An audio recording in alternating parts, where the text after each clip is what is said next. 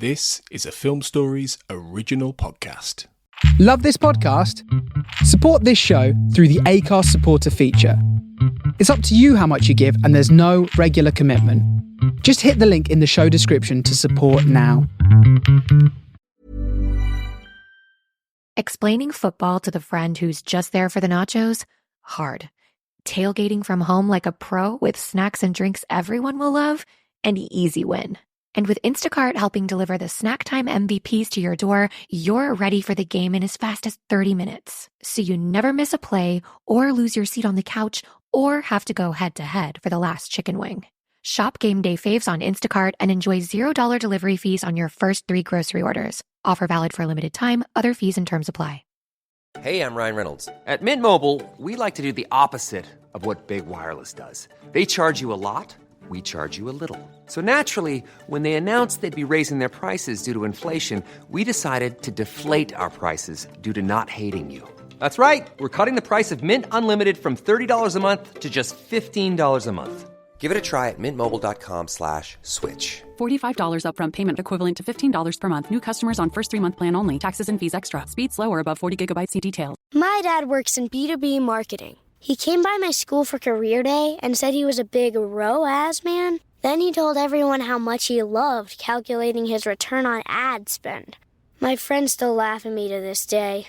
Not everyone gets B2B, but with LinkedIn, you'll be able to reach people who do. Get a $100 credit on your next ad campaign. Go to linkedin.com/results to claim your credit. That's linkedin.com/results. Terms and conditions apply. LinkedIn, the place to be, to be.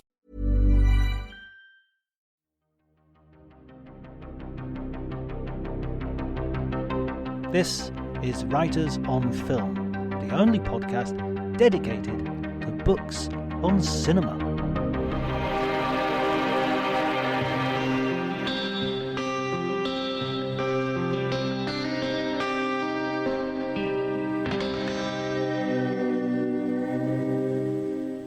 Hello everybody and welcome to Writers on Film. My name is John Bleasdale and today I am going to be talking to Mike Medavoy, a Hollywood legend. I think that word is absolutely merited in this case.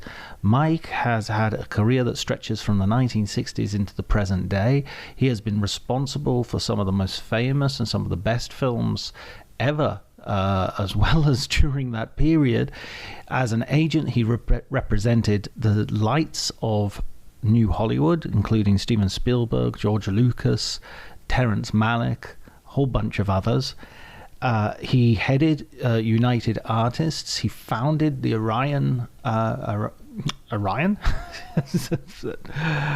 He also founded and is currently the CEO of Phoenix Pictures, which made such great films as The Thin Red Line. But I mean, honestly, if you look at his IMDb page, it's not an IMDb page, it's an IMDb book. It's so big. We didn't have a huge amount of time to talk because, you know, he's a busy man. But it's such a great conversation. It's such a great honor to talk to him. He is also, of course, because this is why he's on Writers on Film, he's also the author of a memoir called You're Only as Good as Your Last One. He wrote a book called American Idol After the Iraq War, which is also well worth a read. It's a very interesting argument, and he's currently working on his 3rd book, as you will find out in the conversation. In fact, let me just leave it there. It was a great pleasure to talk to him. If you enjoy the conversation, remember to like. You can follow me on Twitter, Dr. Jonty, DRJONTY. But before you do any of that, enjoy the conversation.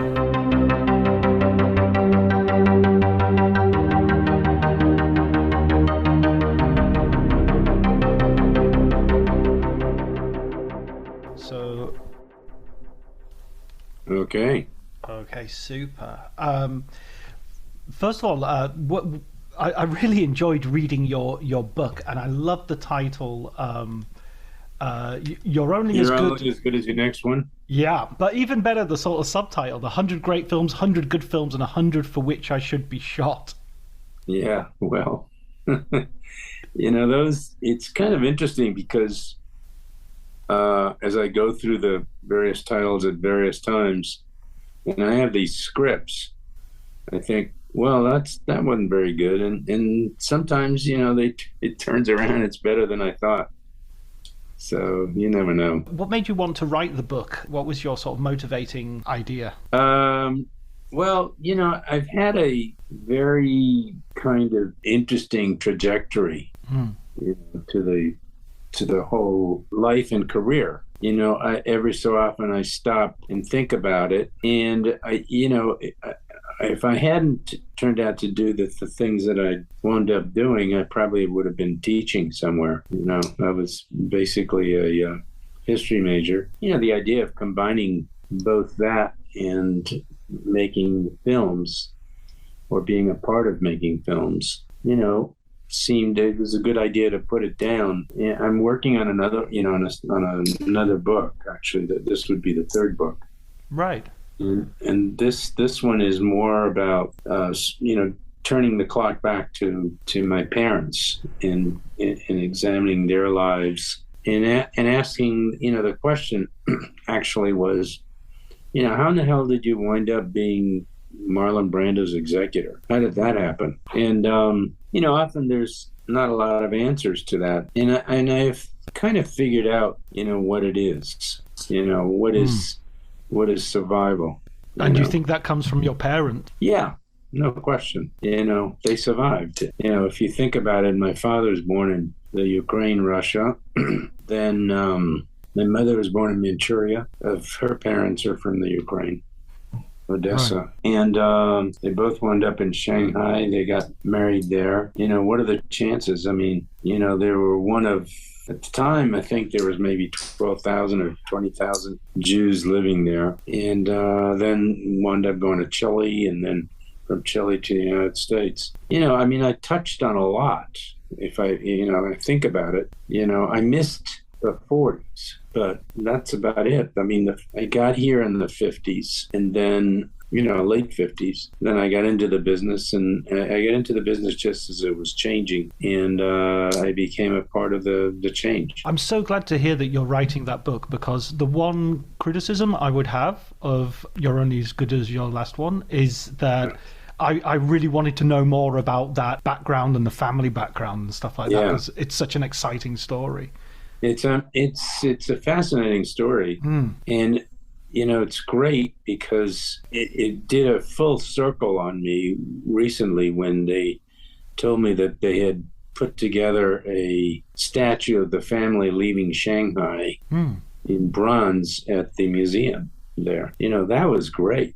That was an interesting piece, and it just says, hey, it just went a full 360. And when you get to start in the movie business, I love the story about you starting in the mailroom and all the people in the mailroom. Walter Hill is in the mailroom with you. That's John Badham is in the mailroom. Walter Hill, Mark Norman, who's actually a terrific writer. That must have been some talented mailroom. Well, it was an interesting group of people, and we're still friends. I haven't seen Mark in a while, but I was actually picked up his book the other day, and I saw Walter maybe a few years ago. Badham, I know, is teaching, but the follow-up to that I always found kind of interesting, and that is that among the things that I was assigned to do was to be a casting director, and I worked for Jack Webb, who had a television series, and for Bob Hope. And then years later, in my last year before I went to United Artists, I became Bob Hope's agent. And that was weird. What was he like? What you would expect him to be like, somewhat distant, funny. He at that point, he had been, he was such a big star and been around for so long. But I didn't do much with him. I remember asking him, at the time, I had put 3 movies together, and it was very funny because one of them, one of them was The Sting, and I first got Redford, and then I got Newman, and then the whole thing got put together. Then Young Frankenstein, I represented Gene Wilder and Peter Boyle and all the actors in it. And so I asked him to give me $5,000. I'd find a writer to do a pass at a story. And I said, you give me $2,500 and get Bing Crosby to put up the other $2,500. He said, Bing is the tightest guy I know. He'll never put up $2,500. And I thought, well, that meant, he wasn't interested. Right. So it's interesting. I ran into Dustin Hoffman the other day, and he said, I remember when you came to me with Hook, and I said, well, who else are we going to get? I said, well, let's get Spielberg first, and then we'll get Robin Williams. That's exactly, and he said he gets a lot of comments on that movie. So, it's been an interesting voyage, and it still continues because I keep working. One of the things that's really interesting about the book is how you meet. I mean, you do meet your legends. You sort of self-consciously go out on the town with a list and sort of cold call people and go and see them. But you also, your main sort of innovation is to grab the writers and the directors rather than the actors, the young sort of film school graduates. Yeah, and it's how I met Milius and Malick and Spielberg. Coppola was already in. Right. Matter of fact, I'm having lunch with Tony Bell today. Oh, right. Oh, give him my best.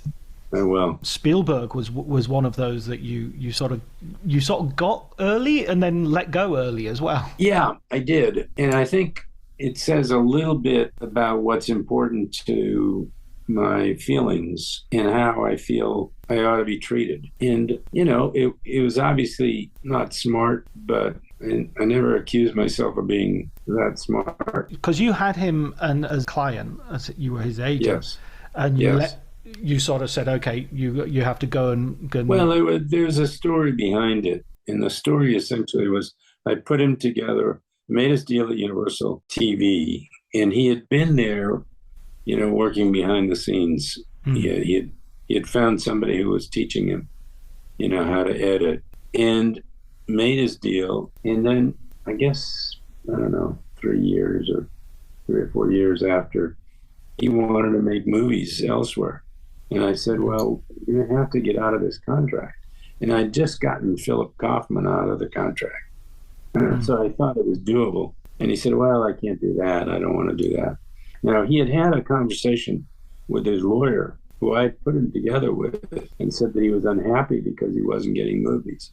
Well, first of all, he should have told me that. Right. I did. So the lawyer. And the lawyer is somebody I'd put him with. And, he told me. So I really actually felt that was a betrayal. And, I wasn't going to stand for it. At that point, I had a lot of other clients. And, he's a wonderful filmmaker, a wonderful person. And he and I made another movie together, talking about Hook. And we're actually working on one now. Oh, right. Wow. So the relationship continues. Yeah. Of those early clients that you had as an agent, was there anyone who sort of surprised you the most? Who, how they developed either positively or negatively? Well, they each had different. Malick was one kind of person. Phil Kaufman was a different kind of person. Steven obviously turned out to be quite different. They each have their own. And there were a lot of clients at the time. I remember some of the English clients who I had who were really terrific. Carol Rice, Tony Richardson, Lindsay Anderson. I mean, can you get any better? The only one that was missing for me was David Lean. Right. Who I got to spend some time pretty close to his end. I probably would have wound up doing a film with him had he not died. But, you go back and look at that. Somebody told me recently that, Truffaut said to this woman who has written about him that I was the only guy that he could trust in Hollywood. First of all, I heard it secondhand, so we don't know whether it's true or not, but that was good. The fact that I had a unique relationship with Antonioni was different from everybody else. How did that come about? Well, he did a movie in the States called Zabriskie Point, and I wound up representing the two leads in that movie as a result of the agency I was working with at the time. And he and I became friends. The fact is that, I was different in one way, and that is that I'm much more, at the time, a much more worldly kind of guy. Somebody who'd been in a lot of places in the world, spoke other languages, had traveled, quite a bit. And so you met him in through Zabriskie Point and became friends. Yeah, and from there on in, we were friends. Brilliant guy, really smart. I didn't wind up representing him, but we became good friends, and that was great. The same is true of Pontecorvo, who I loved. Yes, absolutely, a wonderful filmmaker. Yeah.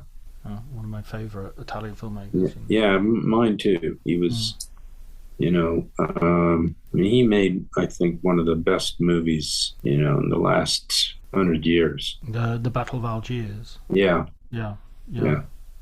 I've got to rewatch that. I saw it the other day on a I've got the Blu-ray and everything, and my daughter is doing a politics degree, and I said to her, "This is a film you have to watch. This is the political film of the 20th century."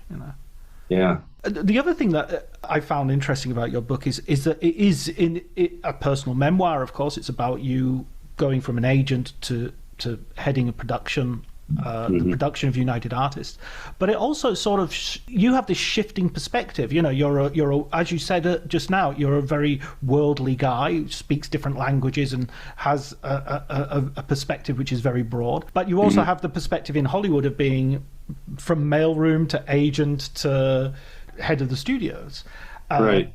So does that gives you gives the reader a real sense of an outlook which is on the whole of the business. Yeah. And the thing that's kind of interesting is that, all of our lives are constantly changing. And I mean, minute by minute. And the world changes around us. And we're, I'm always trying to figure out what's happening. What is going on? And, why am I affected by it in one form or another? What's happened to the film business generally? I mean, the film business that I grew up with is no longer there. It's a life of streaming and new ways of getting to the audience. There've been various modes tried. The big canvas, the 70 millimeter, CinemaScope. Everything's constantly changing. The key question, of course, is the personalities in it, and how different are they? Are they better, or are they worse, or are they just basically reflective of their time? And I think that's generally the case. Nobody's trying to be Gregory Peck. It's fascinating when that idea as well of what's going on at the moment, because of course we've had COVID and we've had the pandemic, and now with what's going on in Ukraine. And I couldn't help the moment that you mentioned your mother's family coming from Odessa, the sort of like that name now means something else in the world to what it. Yes, if I'd said that a year ago, probably it would have had no impact. But now people know. They know it's a port. They know it's in the Black Sea. Yeah, but it's there's so many really interesting changes that are going on. I'm trying to keep up with it, essentially. Well, I mean, your other book, your second book that you wrote, American Idol. Yeah, after Iraq. After Iraq. I mean, that's a very a book which is extremely. It's about the role of culture and art in promoting sort of values, I guess. I mean, that feels very prescient to me, that the idea of especially American culture having to not go out into the world so much as the world culture has to also come into America. Well, that's another change, right? I mean, first of all, the whole idea of America is it's a perfect land for immigrants. I'm one, and there's because we're next to Mexico and Canada, and we have all these other places around us. People come here because they see this as a land of opportunity, and I can easily see that in my own life. But it's interesting because even then, people have, they're protecting their own territory and therefore making it harder for others, not knowing that every single one of them came out of somewhere else, unless they're American Indians. When I look at the list of films that you were I mean, you had an absolute run at United Artists. I mean, in terms of commercial success, but also in terms of critical success. Yeah. And when I look at those films like One Flew Over the Cuckoo's Nest, Rocky, Annie Hall, it doesn't. I mean, we are making interesting films still, but I'm not sure if they're the big, you know, they're as dominant as they used to be. That kind of film. Yeah, I mean, you know, I made this list of all the films that I've been involved with, and now. Hey, I'm Ryan Reynolds. At Mint Mobile, we like to do the opposite of what Big Wireless does. They charge you a lot, we charge you a little. So naturally, when they announced they'd be raising their prices due to inflation, we decided to deflate our prices due to not hating you. That's right. We're cutting the price of Mint Unlimited from $30 a month to just $15 a month. Give it a try at mintmobile.com/switch. $45 upfront payment equivalent to $15 per month. New customers on first 3-month plan only. Taxes and fees extra. Speed slower above 40 gigabytes. See details. My dad works in B2B marketing. He came by my school for career day and said he was a big ROAS man. Then he told everyone how much he loved calculating his return on ad spend. My friends still laugh at me to this day.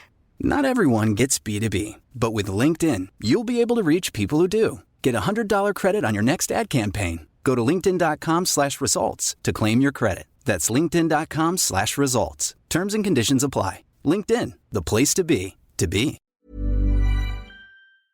So I kind of look at it, you know, a second. I was looking at the UA, and I looked at it, and it starts with Man with a Golden Gun, Return of the Pink Panthers, Love and Death, Rollerball, Cuckoo's Nest, Annie Hall, Carrie, Network, Rocky, Bound for Glory, Pink Panther Strikes Again, Bridge Too Far, New York, New York, Apocalypse Now, Spy Who Loved Me, Equus, Semi-Tough, Coming Home, Last Waltz, Revenge of the Pink Panther, Invasion of the Body Snatchers, Black Stallion, Lord of the Rings animated, Manhattan, Raging Bull. That was the run. That includes some of my favorite films of all time, I think. I mean, Network, Equus. I'm a huge Richard Burton fan, and Equus I love, absolutely love that film. What was the film that you felt very?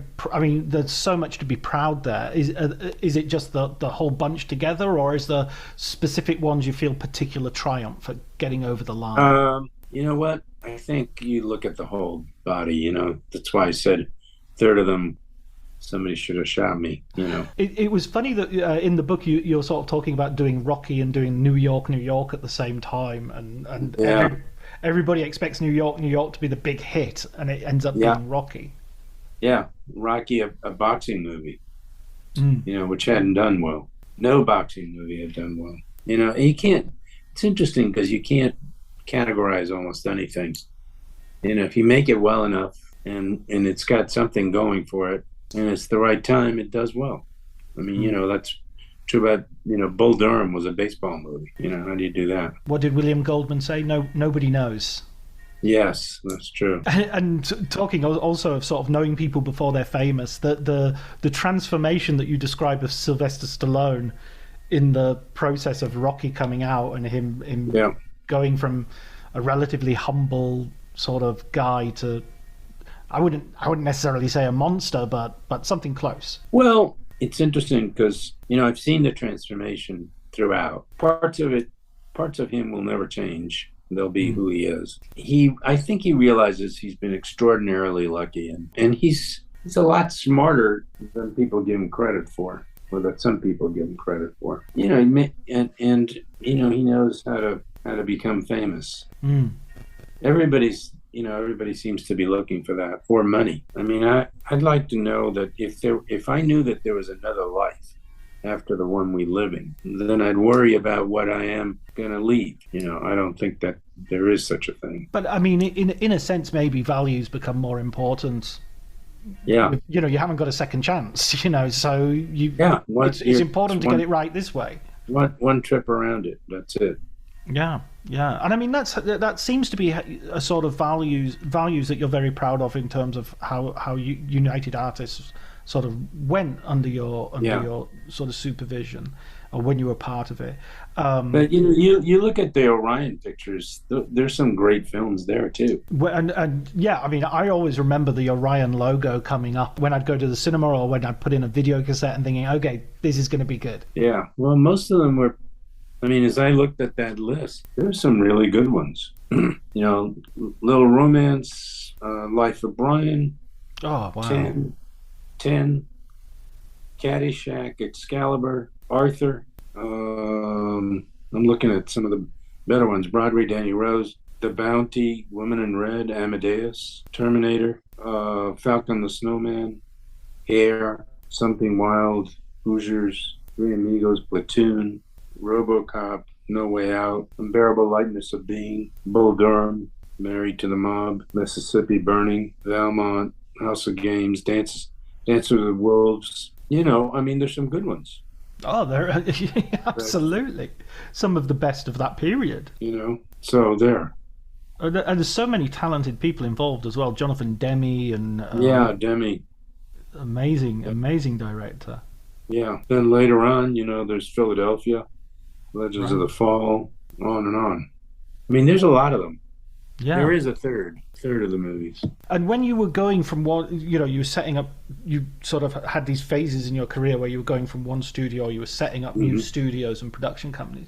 That must have been sometimes quite daunting to go from a huge success as an agent, huge success as in the United Artists, and then to sort of not necessarily be beginning again, but there was an element of risk, right? Yeah, I mean, there's always an element of risk. You get up in the morning, there's an element of risk. Right.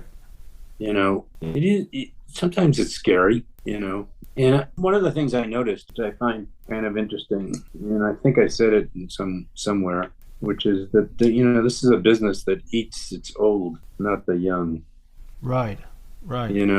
And in my career, I ran into times when people wanted to walk away from people like Arthur Krim or Eric because they thought they were too old. I didn't want to walk away from them. I thought they had, they did what they did better than I did, and I did what I did probably better than they did. I mean, that goes back to what we were saying maybe about values as well, that you have some of those individuals who are like, sort of go through your entire career, Milos Forman from One Flew Over the Cuckoo's Nest and Hair and all the way through. So, yeah. I mean, he must have been, those are relationships that must have lasted. They did. And, of course, he lived on the East Coast. I live on the West Coast. But, I mean, I've maintained those relationships with all the ones that are still alive. And that, that's great. We've got a lasting legacy because of it. Yeah, well, I mean, I feel that's what's made it interesting for me. It's what made my life interesting. Getting a phone call from an old friend saying, "Hey, I'm coming into town, let's have dinner." I mean, how much better can it get? Yeah, and the people who are fascinating from an intellectual point of view as well, in terms of their artists. Oh, of course. They're engaging in the world. Yeah.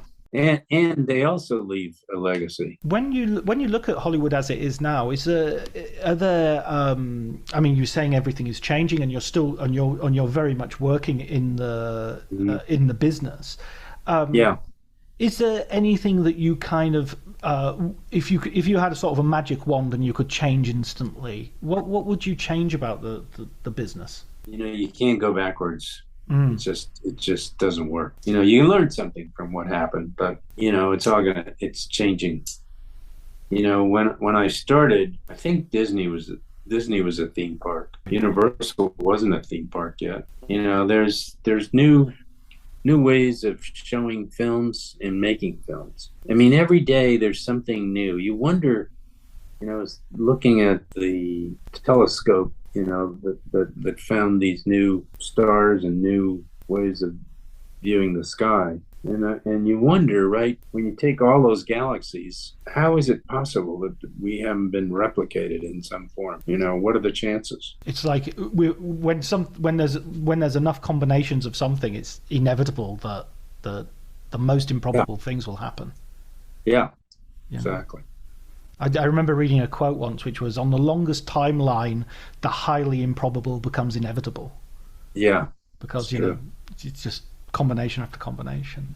Yeah. So you're writing this third book of yours, this sort of family memoir at the moment. When is that due out? When can we expect that? I don't know. I mean, I don't have a deal yet with somebody who's willing to print it. So I'll find out. Giving it to an agent. I think everybody likes it. They're just, the key question is, how many will it sell, right? That's what they care about. They could care less about what the content is, although they seem to like the content. Yeah, but I mean, there's some people in the publishing industry who will be as, intent on the values as you were in the film industry, hopefully. Yeah, I think that's true. I think so. I'll show you. Can you see that or not? Yeah, I can see that. That's the statue. That's the statue of the family. Wow. The bronze. Pretty cool, right? That's amazing. Have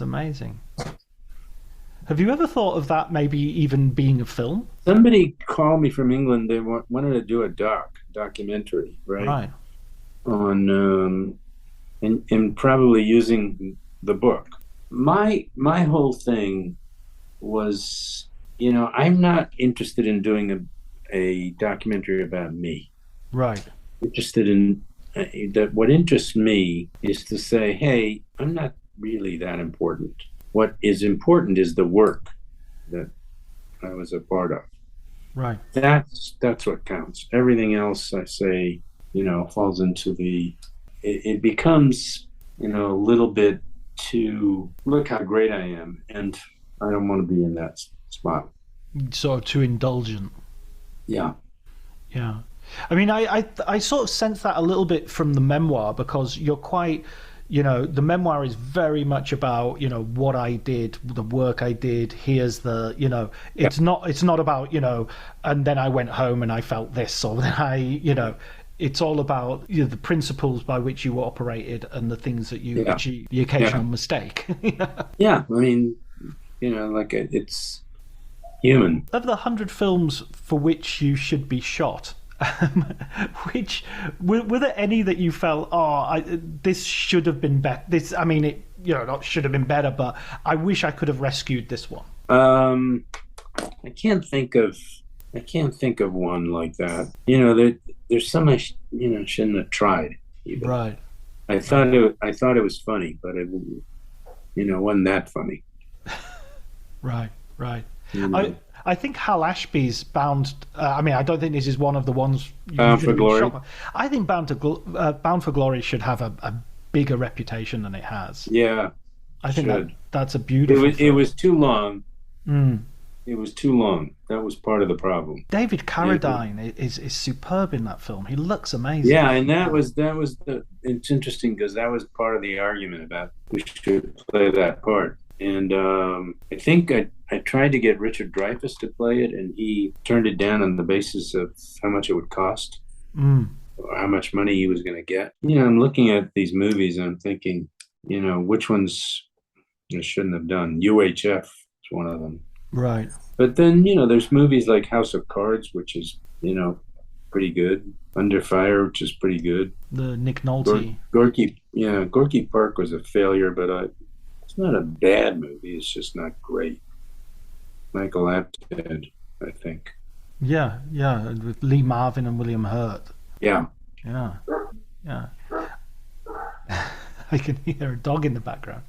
Yeah, it's my shepherd. I don't know what he's doing. Well, one last question I'd like to ask, if it's okay, which is because on this podcast we're trying to encourage people to read books about movies, including obviously your book. Are there any books that you've read about the business, about cinema, biographies of filmmakers, anything like that you could recommend to our listeners that you would that you personally liked? I'm listening to a book right now about the whole fall of Trump. It's hang on a second, just want to make sure I don't screw this up. Often if I find a really good book, I immediately think, well, is this a movie? Is this something that you can put into a film? Well, I guess we're kind of waiting for the first Trump movie, aren't we? Yeah, somebody's going to make it. Sacha Baron Cohen, perhaps. He'd be great, but I was thinking, in the best of all worlds, you would have had Peter Sellers play that part. Oh wow, yes. Right. Yeah, he has exactly that. The sort of stupid man who thinks he's the cleverest man in the room. Yeah, a movie called, a book called Peril by Bob Woodward and Robert Costa. Do you know them? Yeah, I've read it. I would read that book and recommend that book. I mean, there's so many interesting books. I mean, I'm a book filer, but I pick up a lot of stuff to read. But this one I'm listening to, and I just love it. It's going to be a few hours, but it's great. It's just trying to think of other books that I have a long list of film books here. Mark Norman's book on screenwriting is pretty good too. Right. I forget the title of it. Of course, from the mailroom. Yes. Yeah. I mean, I look at the list of. Hang on a second. There's too many. Just too many that in there I went. It's hard to pick a favorite. Yeah. Well, you need to know a little bit of each one of those. I'm still thinking about your Peter Sellers Donald Trump movie. I'm thinking Yes. that's one of the. Who would you direct it? If you could have anybody in the world to direct? I've already talked to a director, so I don't want to talk about it. Ah, okay, fair enough. Okay, well, I guess that's. Where's Stanley Kubrick when you need him? Yeah. I mean, he's a Doctor Strangelove level sort of ironic. Exactly right. Yeah, satire. I'd still like to see a Sacha Baron Cohen version as well. I think that. Yeah, no, he can actually play that kind of. He's a good idea. I mean, he can play straight as well, Sacha Baron Cohen. I think. Yeah, he can. He's a smart guy too. Really smart.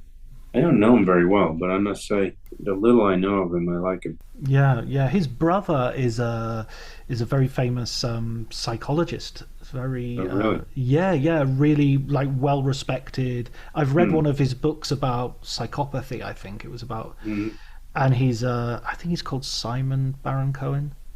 But he's very well respected, sort of. So obviously coming from a very clever family, I think.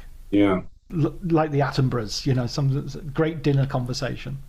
Yeah. I was in London a few years ago, and I went by to see Dickie. He was, he worked with us, and I did Chaplin with him. Right, that's a superb film. Robert Downey Jr. Thank you so much for your time, Mike. I really, really appreciate it. Take care, huh? Bye-bye.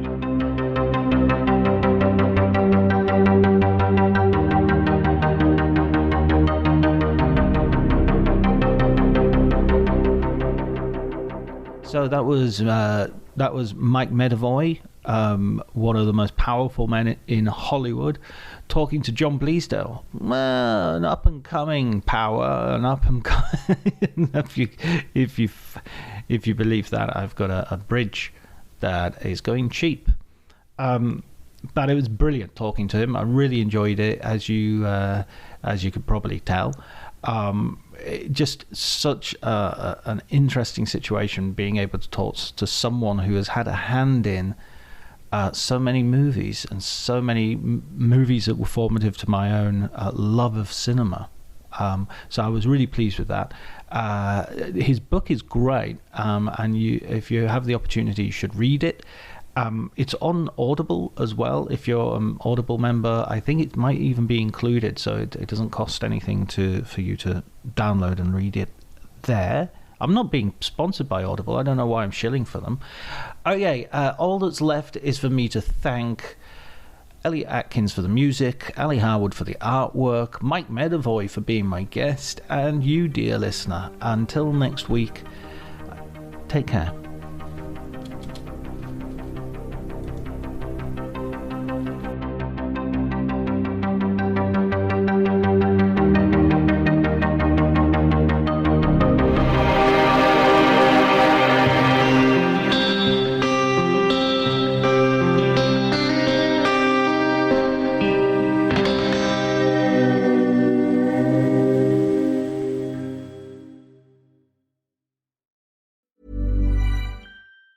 1-800-Flowers.com knows that a gift is never just a gift. A gift is an expression of everything you feel and helps build more meaningful relationships. 1-800-Flowers takes the pressure off by helping you navigate life's important moments by making it simple to find the perfect gift. From flowers and cookies to cake and chocolate, 1-800-Flowers helps guide you in finding the right gift to say how you feel. To learn more, visit 1-800-Flowers.com/ACAST. That's 1-800-Flowers.com/ACAST. Cue the fireplace and your favorite fall movie. There's nothing better than a cozy evening at home with a glass of First Leaf wine. First Leaf is a personalized wine club that delivers right to your door. Sounds magical, right? They get to know your favorite tasting notes, which varietals you enjoy, and whether you prefer sweet or dry wines. So in every shipment, you get bottles tailored to your unique palate. Go to tryfirstleaf.com/fall to get your first 6 wines for just $44.95 with free shipping. This episode is brought to you by Progressive Insurance. Fiscally responsible, financial geniuses, monetary magicians. These are things people say about drivers who switch their car insurance to Progressive and save hundreds. Visit Progressive.com to see if you could save. Progressive Casualty Insurance Company and Affiliates. Potential savings will vary, not available in all states or situations.